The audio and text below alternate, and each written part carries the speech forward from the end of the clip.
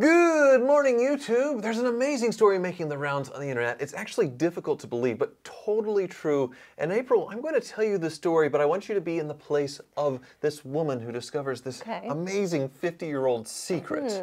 So, you are taking your father to his very first cancer treatment. He is so sad. dying of cancer, stage 4 cancer. It's not going to help. It might prolong his life a little bit, but this is the end. Right. You know it's the end for your dad. You go with him to his first chemotherapy. Right. Yeah, very sad. But afterwards, he knows he's going to die. Right. So he tells you, April, I'm not who I say I am.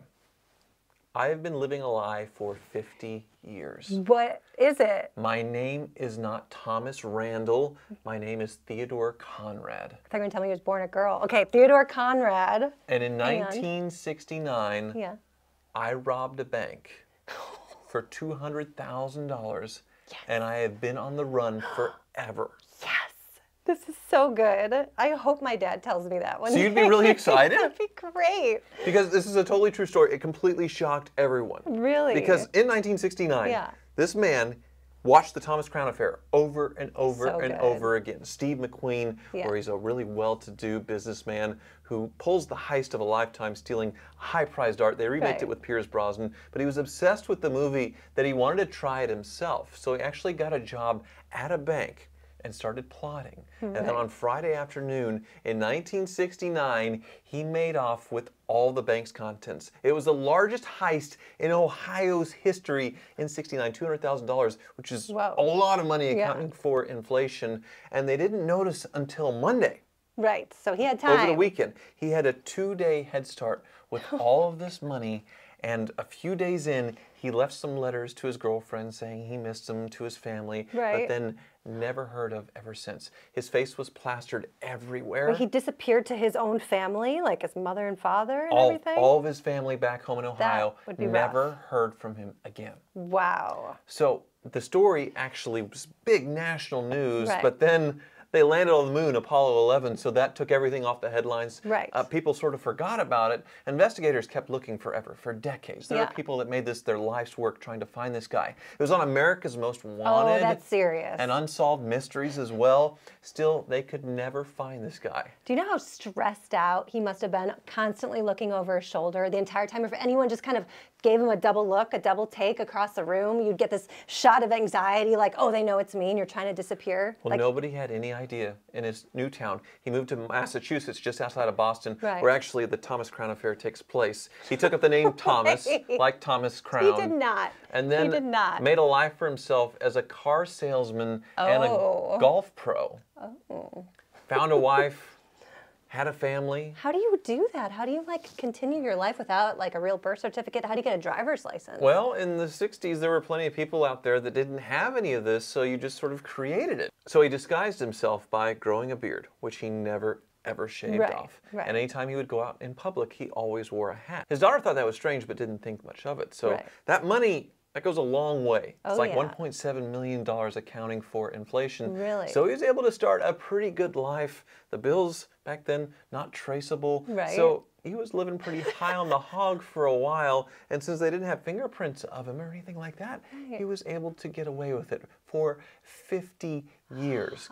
Now, he asked his daughter not to look it all up, and, well, she did. And not to tell anybody, but she felt like she had to at least tell her mom. So the wife of decades finds this out as well. She had no idea. Oh my gosh. They decided, since he's dying anyway, well, we still love you. We're still going to take care of you. And we're not going to turn you into the police because your last days aren't going to be spent in jail, obviously. So they let him pass, and then they made the story public. And people are just absolutely losing their minds. It's the heist of a lifetime, basically. I love this story. Would you ever turn in a family member if they had confided in you and they stole that amount of money? It depends, I suppose, on who they stole it from or which family member it was. Yeah, I guess I probably wouldn't arc, honestly. No. I don't think you can. I think he's gotten away from it for so long, 50 years. The stress is probably what gave him that stage 4 cancer, because that'll eat you away. He loved the movies, and he also watched NCIS all the time. He donated to cop charities and participated in the events as well. So he was just public an upstanding member of the community after that. Just That's great. Nothing. But he was only 20 years old when he did this heist at the time. So a very young man, but then was able to live a full life, getting away with it. Kind of a Robin Hood story. Yeah. But yeah, have you had any people that have done that to you? Sort of. There was a guy that I dated for a little bit who had this secret life. Oh, actually. She's telling this story. I wasn't sure if you were going to tell this story. This is a good one. Okay. Brace yourselves, people. He had a secret life. I'm sure it's pretty common though, but he had a family that I had no idea about, and he would call me every night he said he was working at a security office, and the connection was kind of shoddy. It wouldn't go through. Like, I'd talk to him and it'd keep dropping the calls. And he said he was in a security office. Every single night, he would call me. So he had a day job and a night job, or at least that's what he said. So he was so busy, but he still made time to call you. He said he had a second full-time job, which he would call me from every night. The connection was a little shoddy, so he said he couldn't talk for long, which was an excuse to get off the phone. Lo and behold, he had an entire family that he was hiding from me for, I don't know. This couldn't have been that long ago, like in the age of internet. He didn't have Facebook or any kind of social media or anything? That's the thing. I'm glad you brought that up, because he wasn't on social media, wasn't on Facebook, wasn't on Twitter, wasn't on anything. And so I feel like when you start like talking to a guy and he doesn't have any social media, you're like, oh good, he's not into himself, he's not self-promoting. But then you're also like, what undercover things does he really have going on? What is he trying to hide?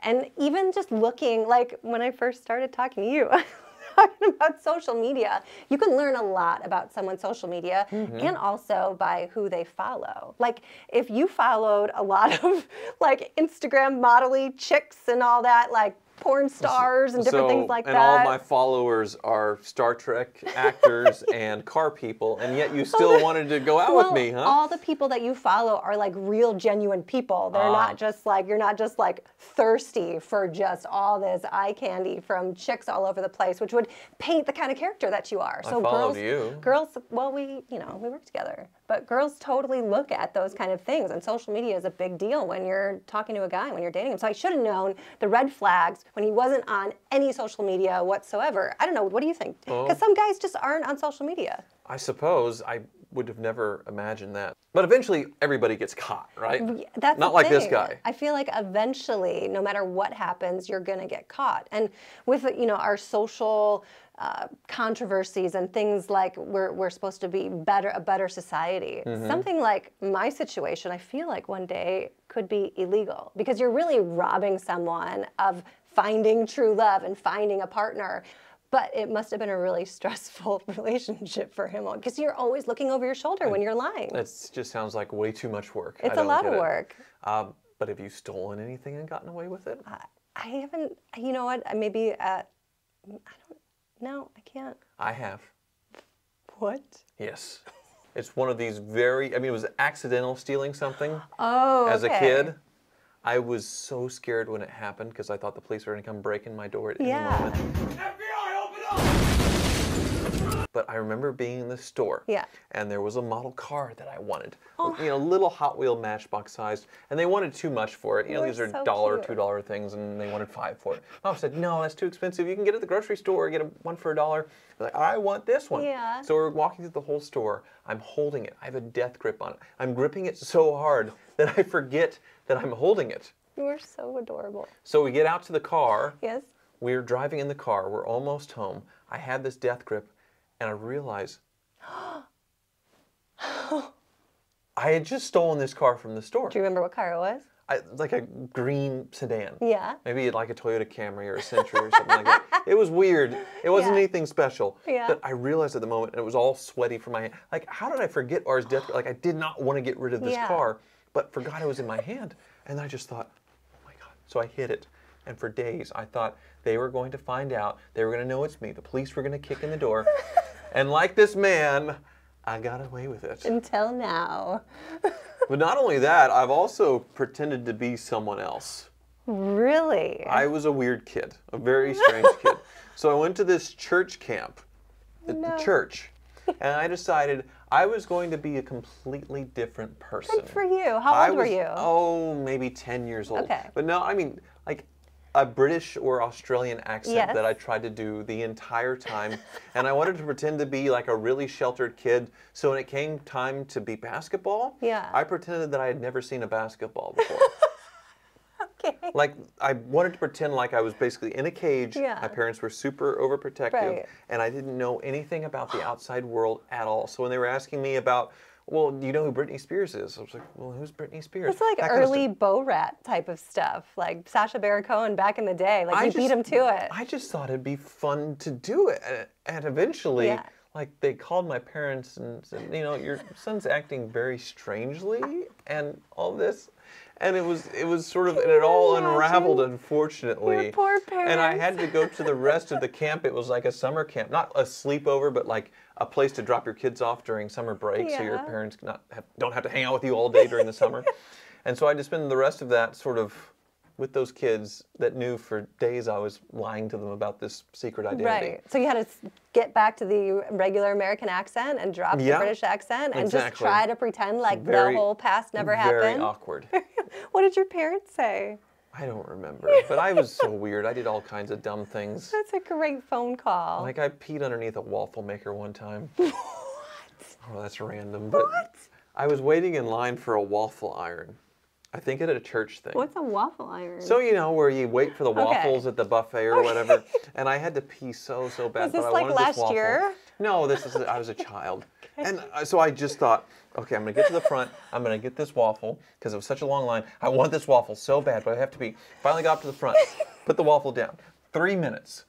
I was not going to make 3 minutes, but I didn't want to lose my place in line.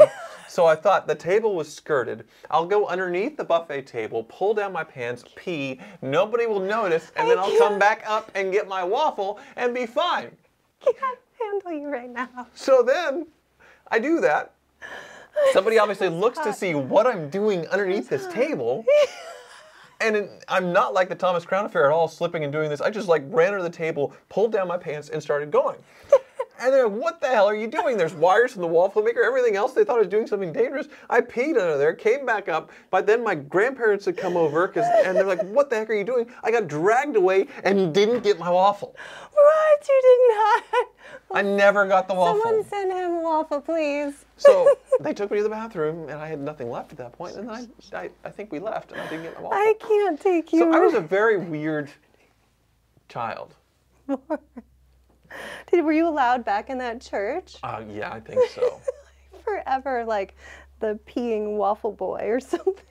But there is a bit of fantasy to this, because there was a lot of times in my life where I thought, you know, I could just like get an Airstream trailer, hook it up to a Buick Roadmaster, and just leave, just be somebody completely else in another place. Child. Well, I mean, and in my, you know, in your mid-20s when you're kind of lost. And at the time, I thought Kansas was a pretty boring place to live. So, like seeing this, I could see how this guy saw this movie and thought, I want to be him. Yes.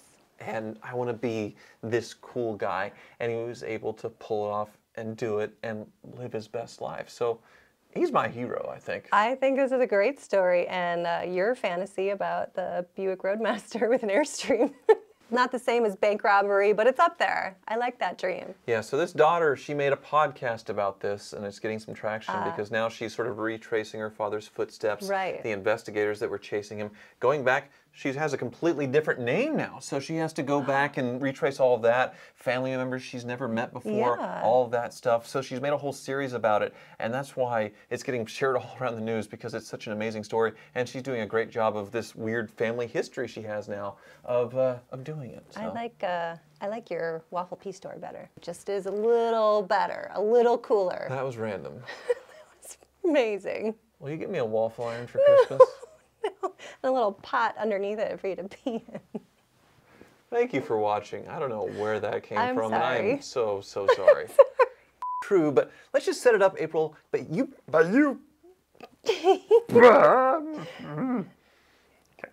And it's so hard to believe, but I'll put you in the place of this woman. There's an amazing story making the rounds on the internet. It's sort of hard to believe, actually, but it is 100% true. Squeaky clean. Good morning. Where are my arms doing that? Stay. Yes. Good morning, YouTube. Amazing story in my pants. I don't know.